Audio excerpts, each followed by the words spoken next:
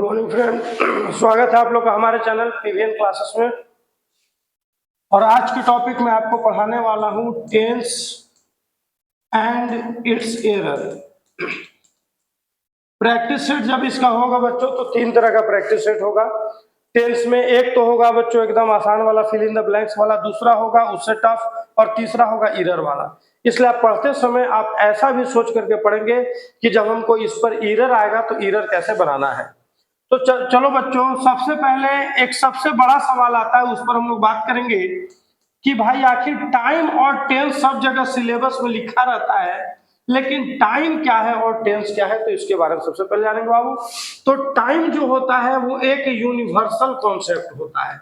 बच्चा भी जान जाएगा कि अभी चले जाओ बाद में आना, तो यानी उसको टाइम से पता है कि अभी हमको टीचर जाने के लिए बोल रहे हैं और फिर वापस आने के लिए बोलेंगे। लेकिन टेंस जो है ये यूनिवर्सल कॉन्सेप्ट नहीं है, it is not a universal concept. इसे कोई बच्चा नहीं जानता है बच्चों। ये इसकी उत्पत्ति कहाँ से हुई है, तो इसकी उत्पत्ति ग्रामर से हुई है, यानी कि इसको ग्रामेटिकल टर्म कहा जाएगा। क्लियर है?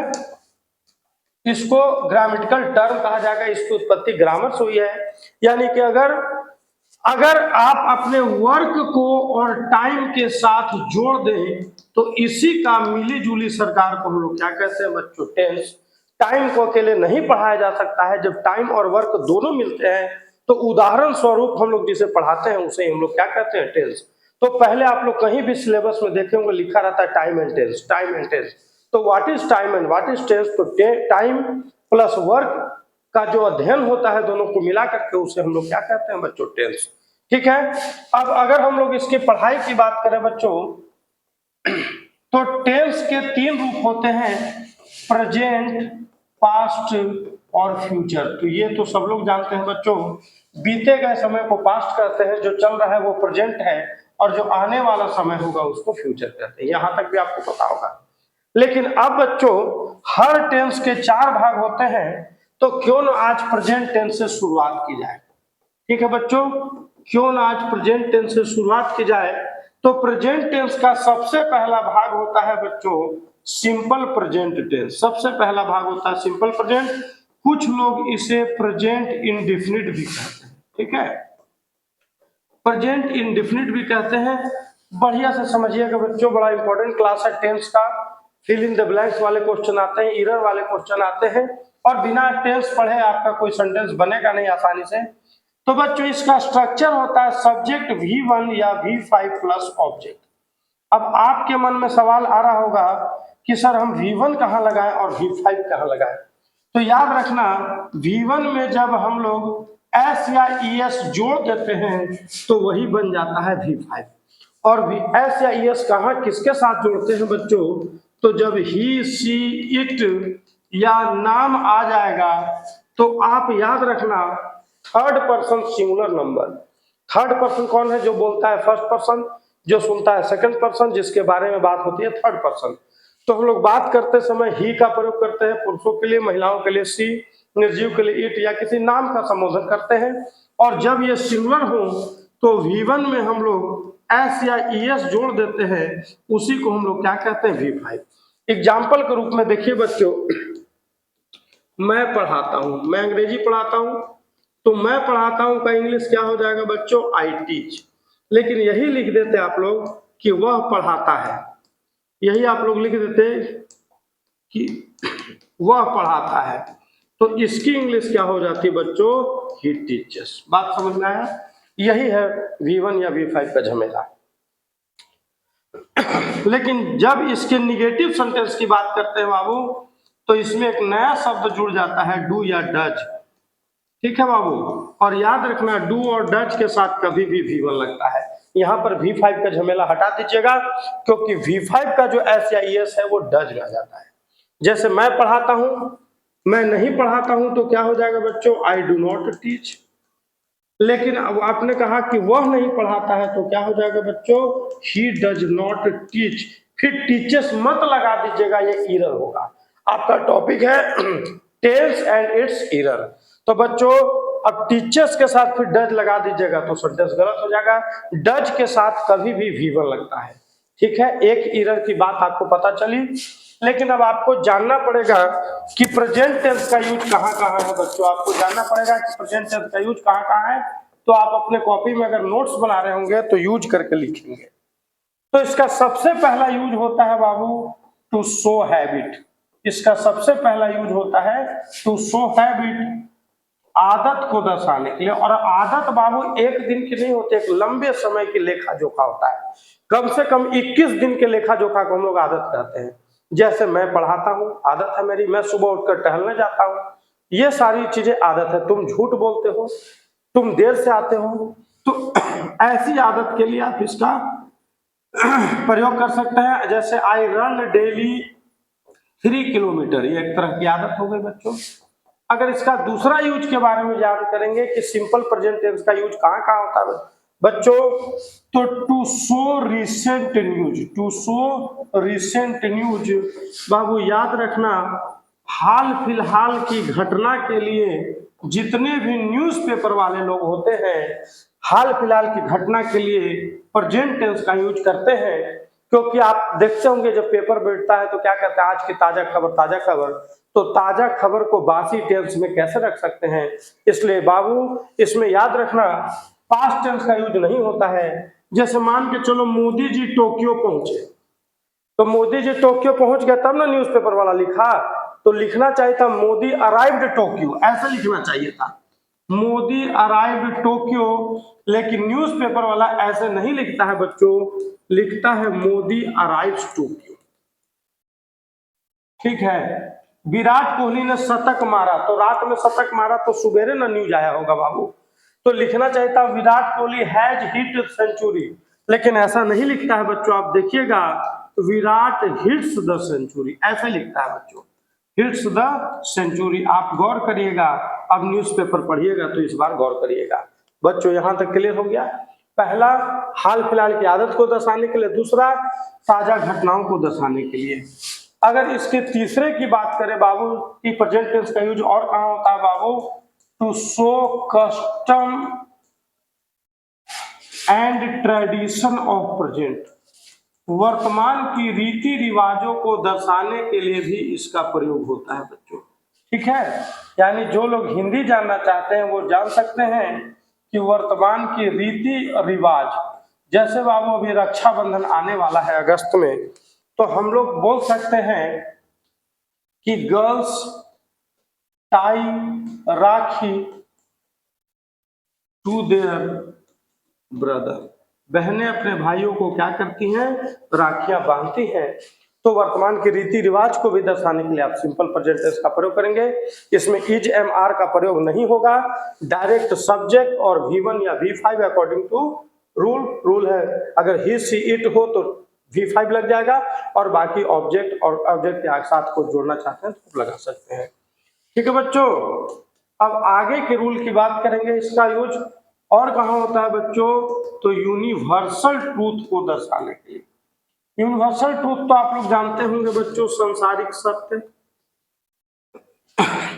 हर रात के बाद सवेरा आता है, सूरज पूरब में अस्त होता है, पृथ्वी जो है वो सूर्य के चारों ओर चक्कर लगाती है।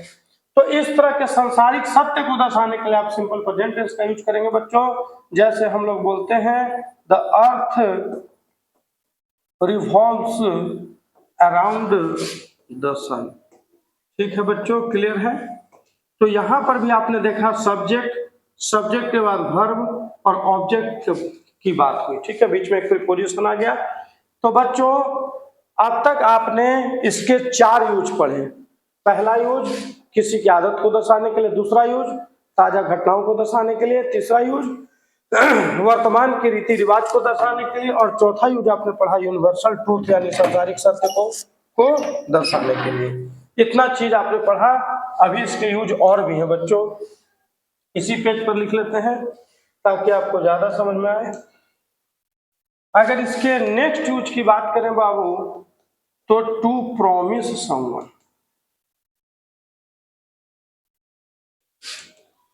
यानी कि अगर जानना चाहते हैं तो किसी से वादा करने के लिए इसका प्रयोग होता है बच्चों, किसी से वादा करने के लिए। क्लियर है, वादा करने के लिए बाबू याद रखना, हम लोग वादा कभी भी प्रेजेंट टेंस में करते हैं और उसको निभाने या तोड़ने की बात हम लोग फ्यूचर में करते हैं। बाबू आपने एक फिल्म का डायलॉग सुना होगा, मैं तुम्हें भूल जाऊं ये हो नहीं सकता और तुम मुझे भूल जाओ ये मैं होने नहीं दूंगा।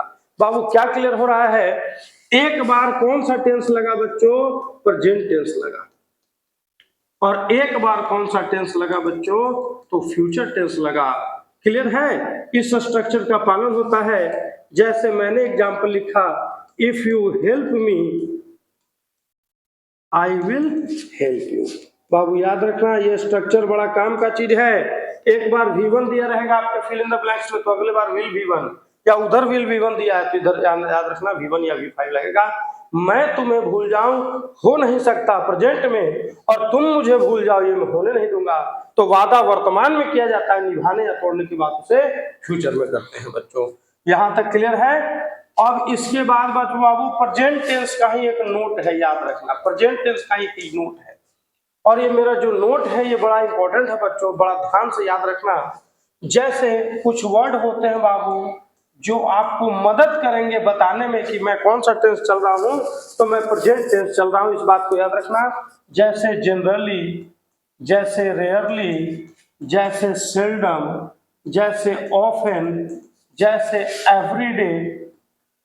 अब एवरीडे से एवरी मंथ भी हो सकता है, एवरी ईयर भी हो सकता है, ठीक है।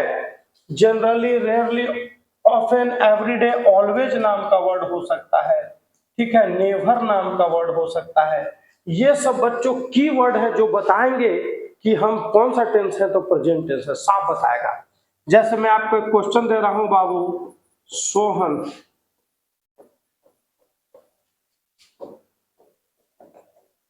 देखो बाबू यहां पर ध्यान दे दो, ऊपर डेली नहीं लिखे हैं, ठीक है। अब आपके सामने ऑप्शन रहेंगे कम, आपके सामने ऑप्शन रहेगा केम, आपके सामने ऑप्शन रहेगा कमिंग, इज कमिंग दे रहे हैं, और डी ऑप्शन रहेगा बच्चों कम्स। अब बताओ कौन सा ऑप्शन सबसे सटीक जाएगा, कौन सा ऑप्शन सबसे सटीक जाएगा, तो कम लगेगा, सोहन नाम है, कम लगेगा नहीं। बाबू यहां जब डेली आ गया तो डेली बता रहा है कि प्रेजेंट टेंस है, तो बाबू केम लगेगा नहीं, और इज कमिंग भी नहीं लगेगा बाबू, क्योंकि डेली वर्ड है। तो यहाँ पर क्या हो जाएगा, कम्स हो जाएगा। यहाँ पर क्या हो जाएगा बच्चों, कम्स हो जाएगा। बोलो यहाँ तक सभी लोग को ये बात समझ में आई, ठीक है, कोई बात नहीं। चलिए बच्चों अब आगे बढ़ते हैं। सिंपल प्रेजेंट टेंस समाप्त हुआ। अब हम लोग बात करेंगे किसकी, तो प्रेजेंट कॉन्टिन्यूअस की बात करेंगे। किसकी, प्रेजेंट कॉन्टिन्यूअस की, ठीक है। तो प्रेजेंट कॉन्टिन्यूअस का स्ट्रक्चर क्या होता है बाबू, subject is, am, are plus V4 plus object.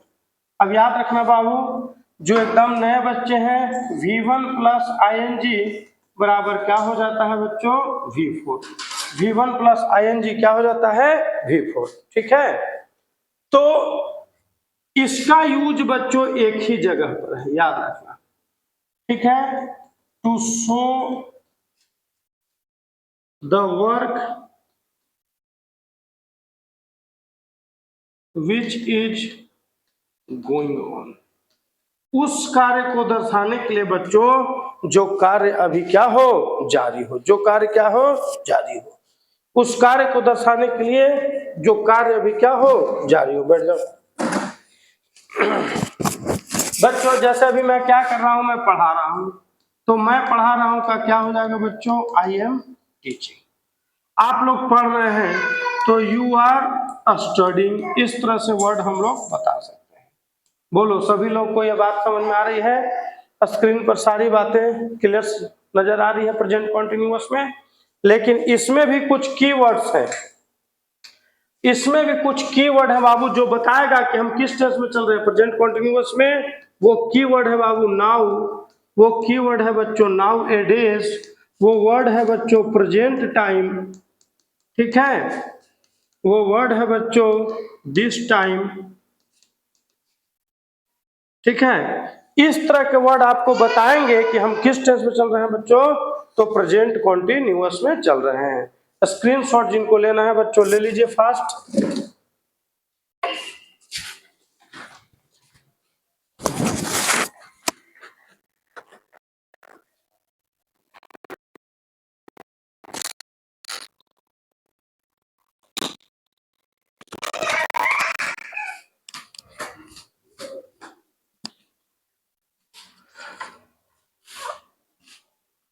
इनको स्क्रीनशॉट लेना है, फास्ट स्क्रीनशॉट ले लिए होंगे तो क्लास को आगे बढ़ाया जाए।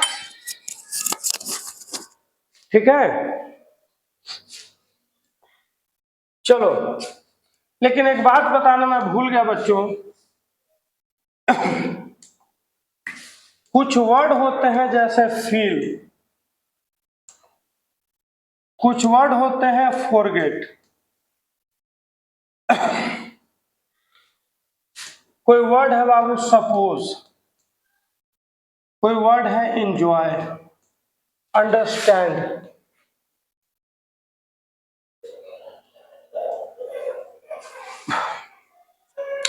ये सब कुछ ऐसे वर्ड है बाबू, सीम,